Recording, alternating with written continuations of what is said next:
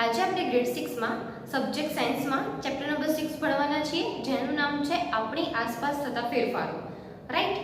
હવે જે આપણને આ ચેપ્ટરનું નામ છે એ જ આપણને એક્સપ્લેન કરે છે કે આપણે આ ચેપ્ટરમાં શું ભણવાના છીએ। તો આ ચેપ્ટરની અંદર આપણે આપણી આસપાસ જે પણ ફેરફારો થાય છે એના વિશે માહિતી લેવાના છીએ રાઈટ। તો સૌપ્રથમ કે આપણી આસપાસ તમે જોતા હશો કે ઘણી બધી વસ્તુઓ છે કે જેમાં ફેરફાર થતા હશે, જેમ કે આપણી આજુબાજુ ઘણી બધી લીલોતરી હોય છે, આપણે ક્યાંક બહાર આંટો મારવા કે ક્યાંક નીકળીએ તો વૃક્ષ જોતા હોઈએ છીએ રાઈટ। તેમજ આપણા ઘરે કુંડા હોય છે તો ઘણીવાર આપણે જોતા હોઈએ છીએ કે કુંડા કે બધાના જે લીફ હોય છે, પર્ણ હોય છે, એનો જે રંગ હોય છે એ એવરીડે સેમ હોતો નથી રાઈટ। તેમજ ઘણી બધી વસ્તુ એવી છે કે જે આપણા કર્યા વગર આપણે ફેરફારો જોઈ શકીએ છીએ રાઈટ। જેમ કે દિવસનું રાત થવું તો એ પણ એક પ્રકારનો ફેરફાર છે, પણ શું એ આપણા દ્વારા કરવામાં આવે છે? નો, એ આપણા દ્વારા કરવામાં નથી આવતું, એ કુદરત દ્વારા થતો ફેરફાર છે રાઈટ। તેમજ આપણને રાત્રે તારા દેખાય છે તો એ પણ એક પ્રકારનો ફેરફાર છે, પણ એ આપણા દ્વારા કરવામાં આવતો નથી। તેમજ આપણને એવું થતું હશે કે અમુક ફેરફારો જે પોતાની જાતે થતા હોય છે રાઈટ, તો એ બધા ફેરફારો લાઈક જાદુ જેવું લાગતું હશે આપણને કે કોઈ જાદુ થાય છે।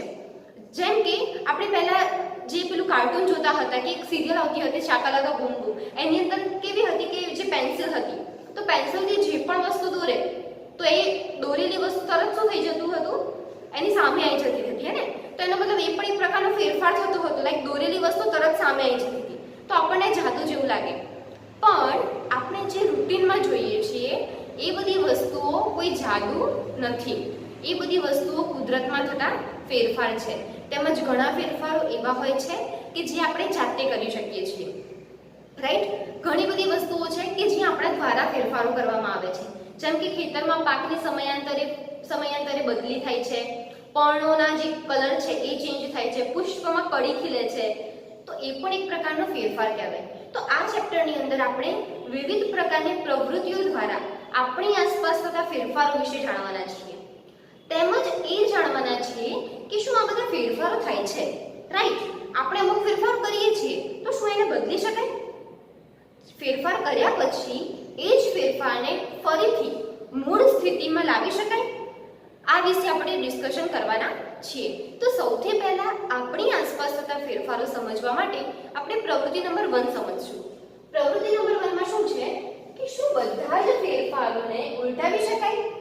તો એના માટે પ્રવૃત્તિ નંબર 1 છે અને એમાં છે ફુગ્ગામાં હવા ભરવાથી થતો ફેરફાર।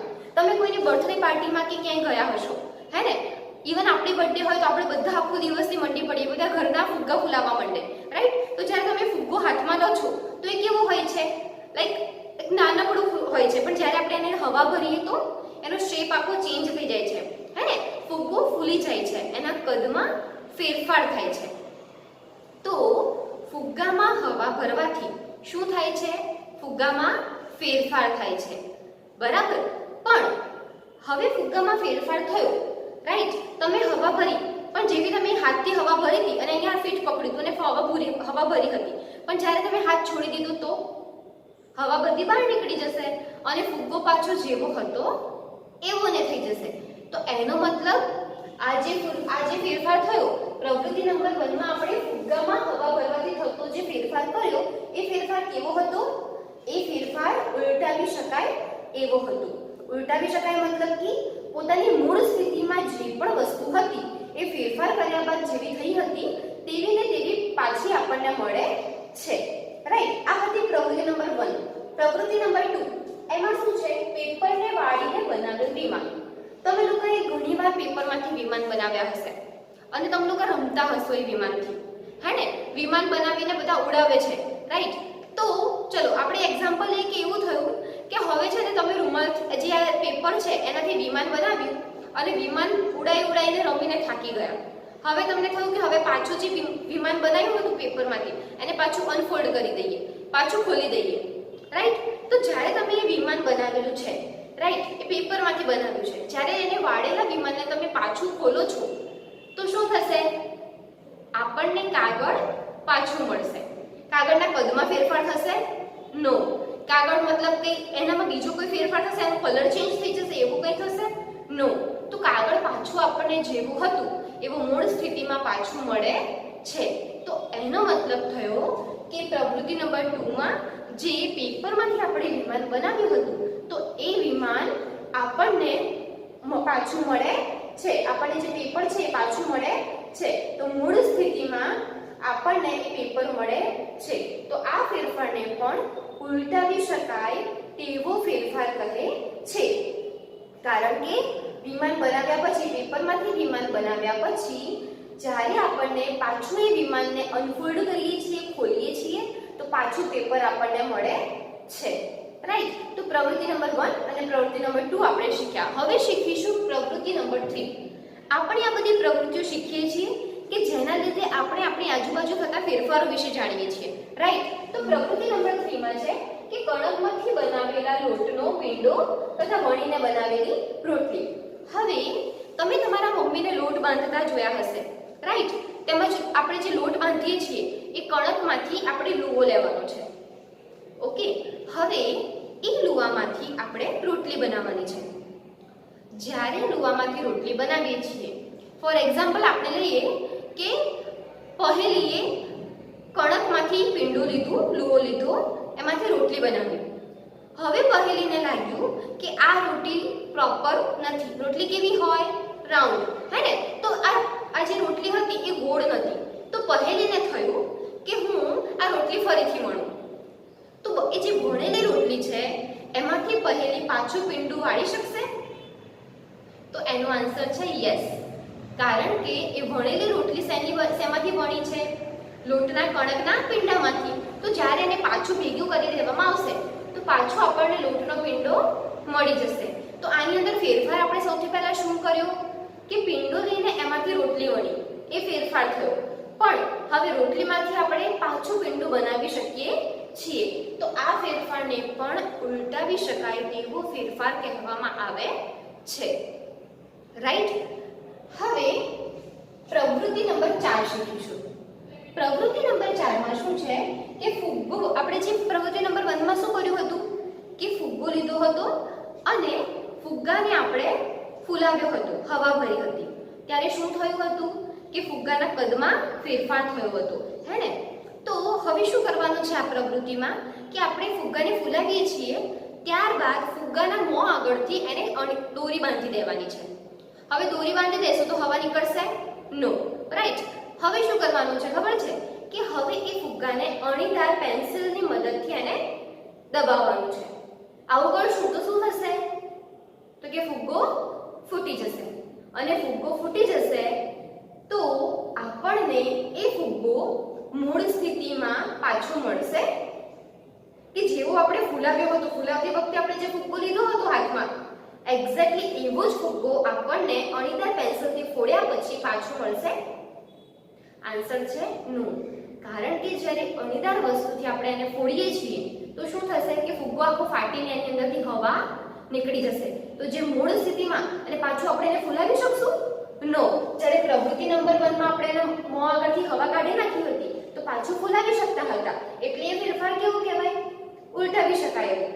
પણ આ પ્રવૃત્તિ નંબર 4 માં શું કર્યું આપણે કે એના મોંથી બાંધી દીધું છે અને એને નીચેથી આપણે અણીદાર અણીથી ફોડ્યું છે, તો આપણને આ ફેરફાર જે છે એ ઉલટાવી શકાય નહીં, કારણ કે ફુગ્ગો આપણને પાછો મૂળ સ્થિતિમાં મળતો નથી। હવે છે પ્રવૃત્તિ નંબર 5। પ્રવૃત્તિ નંબર 5 માં પેપરમાંથી કાપેલું વિમાન, જેનો મતલબ કે આપણે પ્રવૃત્તિ નંબર 2 માં શું શીખ્યા હતા કે જે કાગળ હતું, જે પેપર હતું એમાંથી વાળીને આપણે વિમાન બનાવ્યું હતું, હે ને। તો પ્રવૃત્તિ નંબર 5 માં શું કરવાનું છે ખબર છે કે પેપરની ઉપર આપણે વિમાન ડ્રો કરવાનું છે, ઓકે। હવે વિમાનને ડ્રો કર્યા પછી આપણે એ વિમાનને કટ કરી દેવાનું છે, જે તમે બાજુની આકૃતિમાં જોઈ શકો છો। આવી રીતના તમે કટ કરશો તો શું થશે? તો કે આવી રીતના કટ કરવાથી આપણને વિમાન અલગથી મળી જશે ને પેપર અલગ થઈ જશે, પણ શું આપણે પાછું આ વિમાનને એની અંદર મૂકીએ તો આપણને પેપર મૂળ સ્થિતિમાં મળશે? તો આન્સર છે નો। કેમ? કારણ કે એ પેપર આપણને જે મૂળ સ્થિતિમાં હતું ત્યારે પેપર કેવું હતું? આખું સીધું હતું, ક્યાંયથી કાપેલું નહોતું, પણ જ્યારે વિમાન આપણે આમાંથી કટ કર્યું તો પેપર આપણને મૂળ સ્થિતિમાં મળતું નથી, તો આ ફેરફારને કયો ફેરફાર કહી શકીએ? ઉલટાવી શકાય નહીં તેવો ફેરફાર. રાઈટ. હવે છે પ્રવૃત્તિ નંબર 6. પ્રવૃત્તિ નંબર 6 માં શું કીધું છે કે વણીને શેકેલી રોટલી. વણીને શેકેલી રોટલી લાઈક આપણે પેલી રોટલી આપણે ડિસ્કસ કર્યું કે લોટને કણકમાંથી આપણે એક પિંડો લઈએ છીએ અને એમાંથી રોટલી વણ્યા હતા. લાઈક કઈ પ્રવૃત્તિમાં? પ્રવૃત્તિ નંબર 3 માં. તો એમાં શું કર્યું હતું કે રોટલી વણીને આપણે અગર આપણને એવું લાગ્યું કે આ વણેલી રોટલીમાંથી આપણે પાછું પિંડો બનાવી શકીએ તો યસ બનાવી શકતા હતા. પણ આ પ્રવૃત્તિમાં શું કરવાનું છે ખબર છે કે વણીને આપણે રોટલી છે ને શેકી દેવાની છે. હવે શેકેલી રોટલીમાંથી પાછું પિંડું મળશે આપણને? તો આન્સર છે નો. શેકેલી રોટલીમાંથી આપણને પાછું પિંડું મળશે નહીં. તો એનો મતલબ એવો થયો કે આ ફેરફારને ઉલટાવી ન શકાય તેવો ફેરફાર કહે છે. તો તમારે આવી રીતના ઉલટાવી શકાય અને ઉલટાવી ન શકાય એવા ફેરફારોની યાદી બનાવવાની છે. ફોર એક્ઝામ્પલ આપણે ઘણા બધા ઉદાહરણ લઈ શકીએ. જેમ કે દૂધમાંથી પનીર બન્યું. આપણે દૂધને ફાડીને એમાંથી પનીર બનાવી દીધું. પણ શું પનીરમાંથી પાછું દૂધ બનાવી શકીએ છીએ? તો જવાબ છે ના. તો એનો મતલબ શું થયો કે આ ફેરફારને ઉલટાવી ન શકાય તેવો ફેરફાર કહે છે. બીજું ઉદાહરણ લઈએ કે લાકડાનું બાળવું. આપણે લાકડું લીધું અને એને બાળી નાખ્યું. રાઈટ. તો આપણે બાળીને એનો ફેરફાર કર્યો. તો હવે બાળેલા લાકડામાંથી આપણે પાછું લાકડાને મૂળ સ્થિતિમાં લાવી શકશું?